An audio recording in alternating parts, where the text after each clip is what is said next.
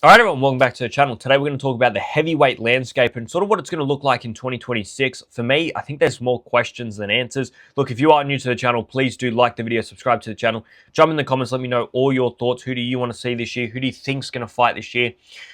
If we start with, there's so many names, and I feel like the only one that we can start with right now is Tyson Fury, which is an odd name to start with, but I want to start with Tyson Fury. He's come out of retirement. He's back in training. Seen him in, I think he's in Thailand training with Kevin Lorena. Tyson Fury, for me, held the key to the biggest event this year, and that was Tyson Fury versus AJ. Now, Tyson Fury's copped a lot of slack for the fact that he's announced his coming out of retirement once again following the car crash that AJ was in. And I think we're going to address that first because for me, Tyson Fury and AJ was always going to happen this year. For me, I did feel that. I felt like Tyson Fury, regardless, was going to come out of retirement. Regardless, I feel like we already knew that he was coming out of retirement. And yeah, the timing of him announcing his comeback, was unfortunate timing. But I don't think Tyson Fury did it on purpose to seek an alternate opponent because realistically, there's no real names that he's shouting for or anybody else is shouting for him to face. All right, it's unfortunate what happened with AJ. And I feel like it reflecting badly on Tyson Fury. Should he have waited another month before announcing his return? Maybe. But yeah, he's always going to have a problem of we don't know what AJ's doing right now. How long's Tyson Fury supposed to wait before he says he's going to come out of retirement? I felt that Tyson Fury was always going to come out of retirement, have a warm-up fight before he took the AJ one anyway. So for Tyson Fury, he's come back, he's in training, he's with Kevin Lorena, he looks unfit, but he's always looking unfit. For me, people are making a big deal about the stomach on him. He's always had a fucking stomach. He comes into the second Usyk fight 20 pounds heavier than he did the first one. So that is just Tyson Fury. For me, Tyson Fury's ability in the boxing ring is purely mental rather than what he looks like physically. He's never going to look like Christian and Bealey. What his mentality is really indicates what Tyson Fury we're going to see, because for me, Tyson Fury, when he's on, when he's mentally strong, when he's, as some people would call it, delusional, all right, about his beliefs, about his thoughts, about his ability, that's when we see the best Tyson Fury. And Tyson Fury, he's always going to be fat, all right? But what he contains mentally is his strength, because I believe him to be one of the most mentally strong boxers that is there in the sport. Because, to get up off the canvas to beat Deontay Wilder showed a lot of guile, all right? To fight Usyk twice and still believe that you can beat him a third time takes mental strength, because a lot of people would break under those circumstances. Yeah, he lost twice to Alexander Usyk, but guess what? Everybody else that's come before him has lost to Alexander Usyk. I feel Tyson Fury, if he's in the right mental space, he's still a top 5, top 3 heavyweight. But for me, this is his last run at it. This is his last run because of that age thing, all right? He's 37 years of age. He's got not a lot left, to be honest. He's been in a lot of wars. He's been in a lot of fights. He has taken a lot more damage than what Terence Crawford and what Alexander Usyk has taken. So therefore, I feel like his longevity isn't going to be as much. And I think we've also got to reflect on Tyson Fury's living habits up until now, because up until now, he hasn't lived that life that Crawford has done, that Floyd Mayweather has done, that Alexander Usyk has done. Therefore, his longevity is not going to be there. In terms of what he does in 2026, the key to what he does in 2026 is AJ. Now, the past 24 hours, there's been a lot of talk about AJ retiring. His uncle has come out and said that he's retired. Now, those are rumors. Those are hearsay. I don't believe him. When AJ comes out and says what he's going to do, when Eddie Hearn comes out and says what he's going to do, I will take notice. Up until then, I'm going to wait and see what AJ does. In terms of should AJ return, should he not return, I've always wanted to see him take Fury on. I want to see him take Fury on. But in terms of the damage that he's taken physically, more so the damage that he's taken mentally from the past 2 weeks, look, if he hangs up the boots, that's his decision. I would love to see him in the ring, but I don't want to see an AJ that's not there. An AJ that might be mentally fragile. I don't want to see it. All right. I'd much prefer to see him retire now. I don't think people can begin to understand the mental effect that that car crash is going to take on Anthony Joshua. And boxing is such a mental sport as well. So that's AJ and Fury. If we go now to Usyk, Wardley, Ajit Kabayel, they're probably the next three names you got to talk about. Fabio Wardley is in such a great position right now, having a heavyweight world championship, having Frank Warren as your manager, being a big name in Britain, being undefeated. He has a pick of whoever he wants. Throughout my career, I've always been the one chasing, hunting for the people with world titles and those big honours. So now I've got one, I think it's a little bit easier. I can kind of sit back. People are hunting after me, so I can almost take my pick a bit. So yeah, hopefully sometime soon. Maybe April, May, something like that. Yeah, Del Boy himself. I know he's on the hunt. He wants a big finish to his career. Obviously, he's on 49 fights at the moment. He wants to finish on that big 50. So a world title shot is probably the best way to do that. So we're having some broad conversations, some broad chats. I know people would like that matchup. Yeah, would you welcome a fight against Fury? Yeah, more than welcome it. More than welcome. So what about a British showdown with Daniel Dubois? Yeah, look, another great fight. I think you seeing us two matched up would be a fantastic fight. Like you say, he hasn't had a win coming off that loss as of yet. So maybe look, a little win to bounce back into things, and then we can get something heated up later in the year. Who are we going to see you in the ring with, do you think? Who is a great question. The one I want the most is Alexander Usyk. Beyond that, I know he's playing around with the fight with Deontay Wilder, so maybe not right now.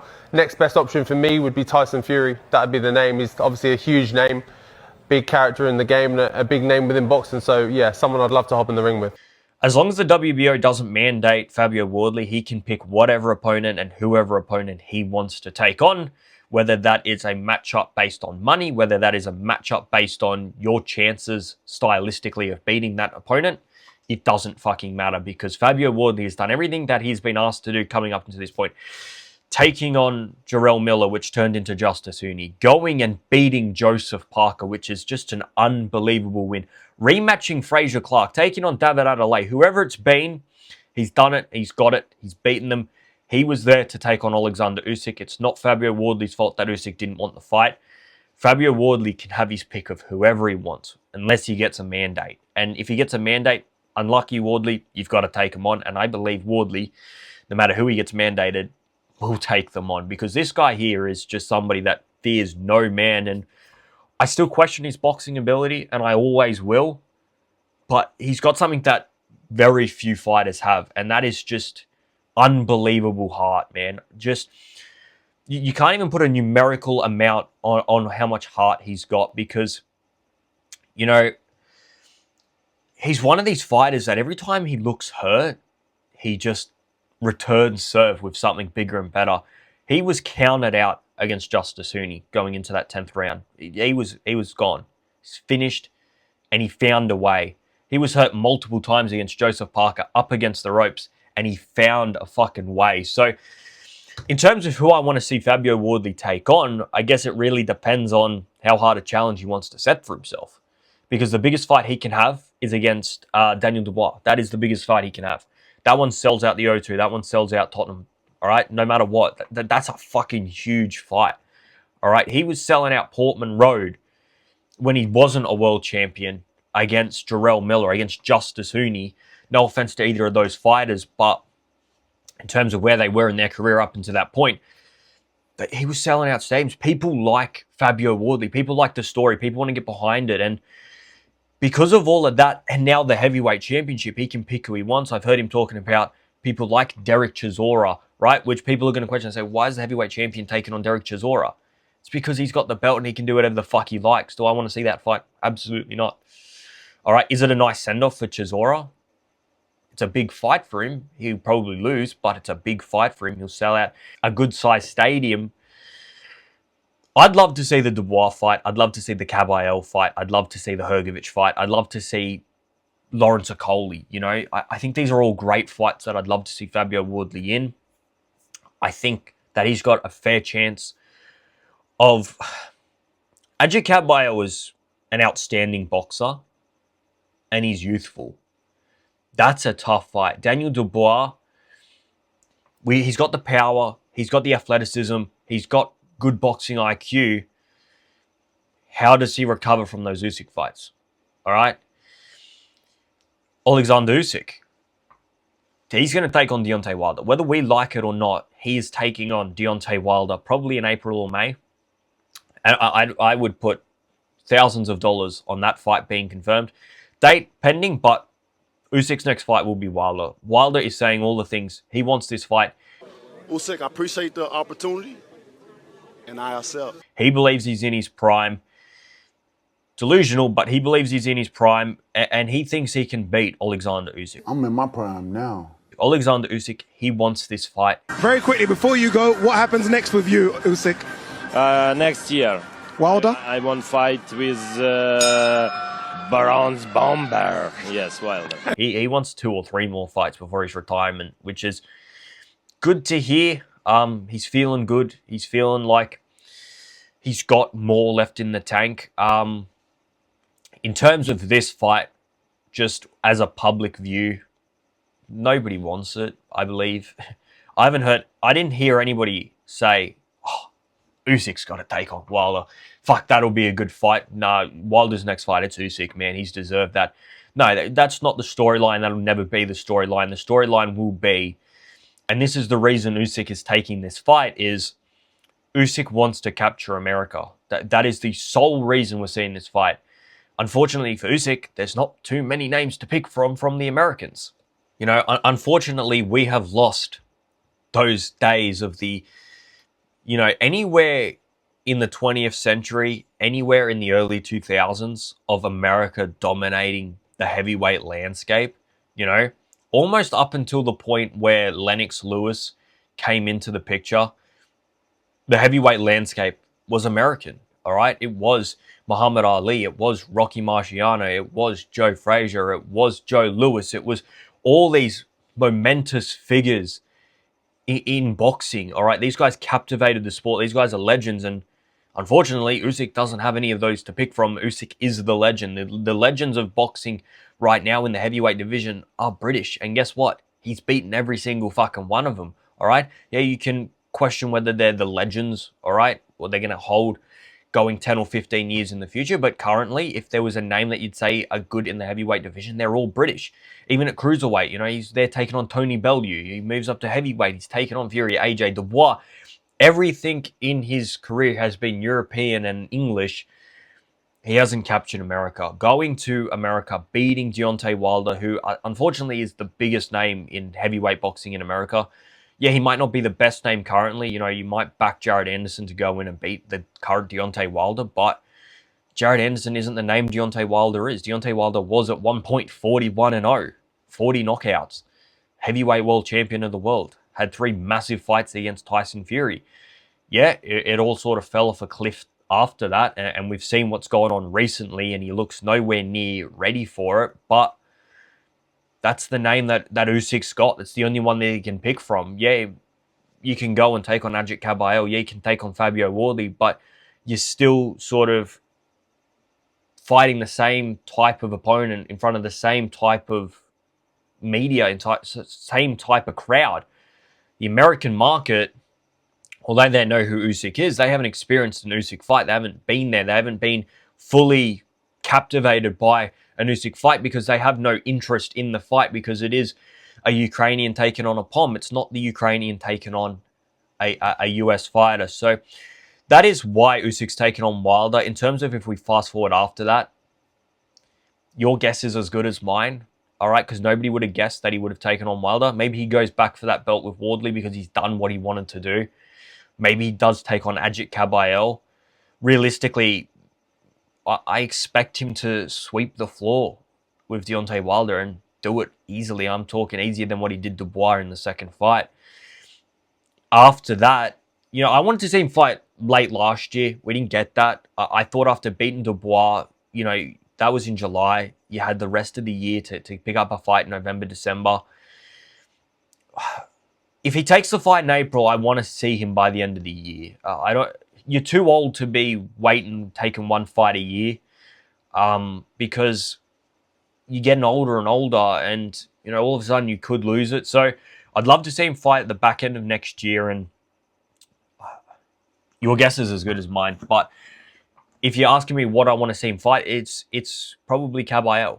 All All right, and if we talk about Caballero, because he's got to fight this weekend against Damian Kaneba, that's for the WBC interim world heavyweight title, which, you know, you never know. WBC could mandate it after this. In terms of this fight here for Ajit Caballero, stylistically, it's an awkward fight for Caballero. Caballero's not a big dude, all right? Like Kaneba stands, I've got it written down here.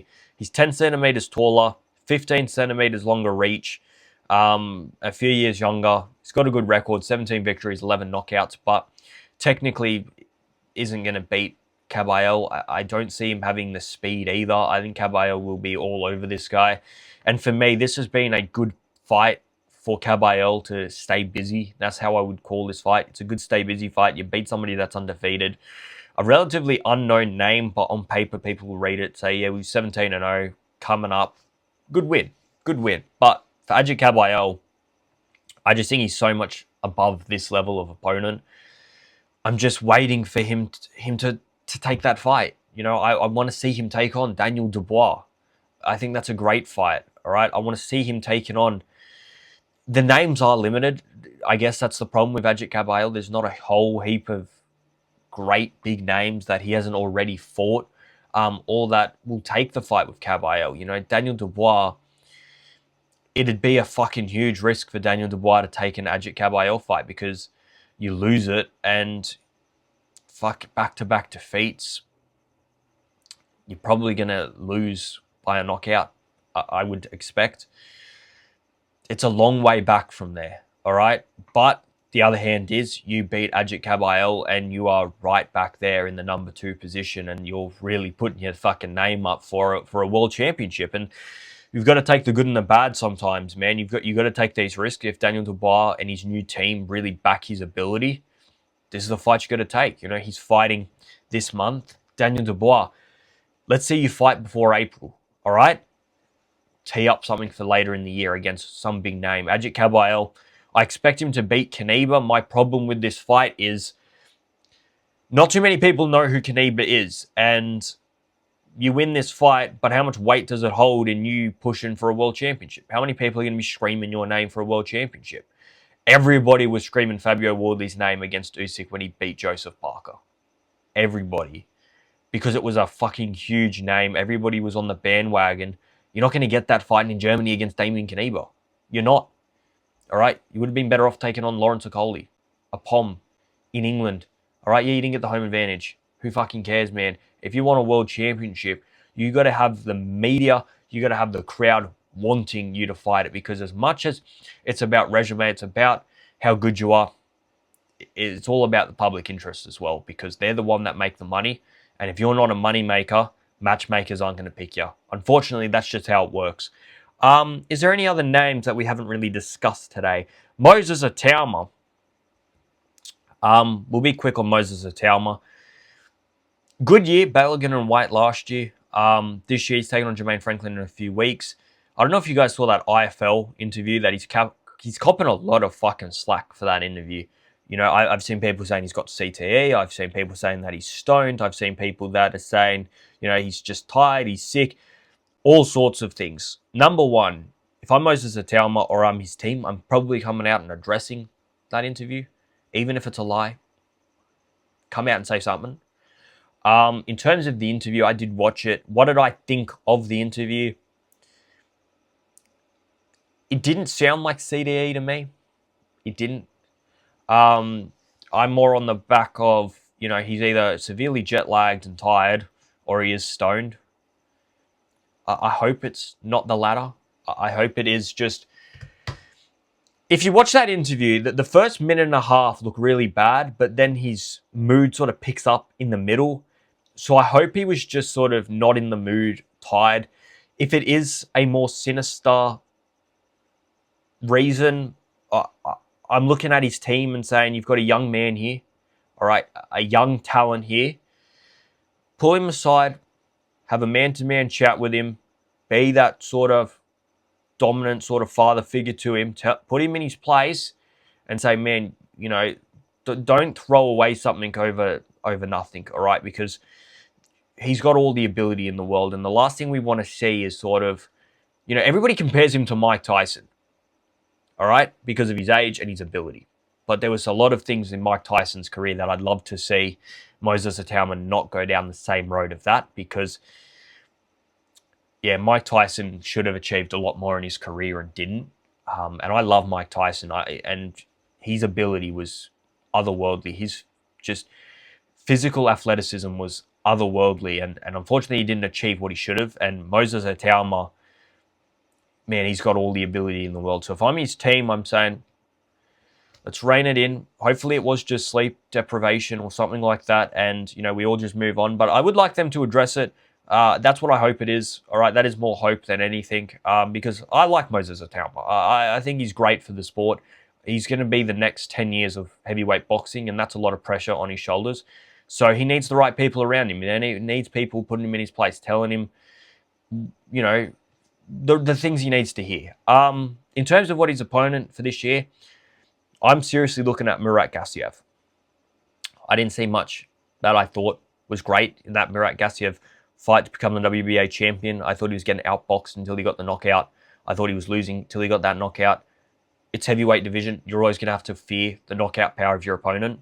But if you can outbox him, you're much quicker than him, you're youthful, you're athletic. I think he runs circles around Murat Gassiev, and he gets himself a WBA championship. Which, for me, this regular WBA shit is fucking stupid. I'd love to see him scrap it. You know, you got one champion, all right?